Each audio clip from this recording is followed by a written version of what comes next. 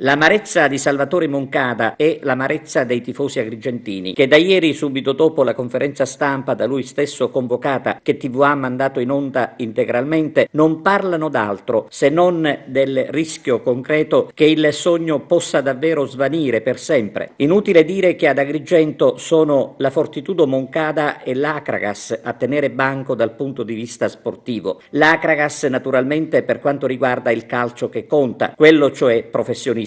Ebbene, se da un lato si alza forte l'invito dei tifosi al presidente Moncada di non mollare perché il basket in città deve continuare a portare il suo nome, dall'altro lato, quello calcistico, si guarda con trepidazione alla partita che i biancoazzurri allenati da Raffaele Di Napoli giocheranno domenica a Melfi. Il presidente Silvio Alessi intanto ha confermato la sua assenza in tribuna. Si tratta di un'assenza causata da motivi di salute. Ci dovrebbero essere invece in gran numero i sostenitori biancoazzurri che dovrebbero raggiungere Melfi sia privatamente che con pullman organizzati. Dal fronte infermeria si è sperato nel recupero di Bruno Pezzella, ma purtroppo il giovane non ci sarà. L'augurio è di poterlo avere disponibile almeno al ritorno.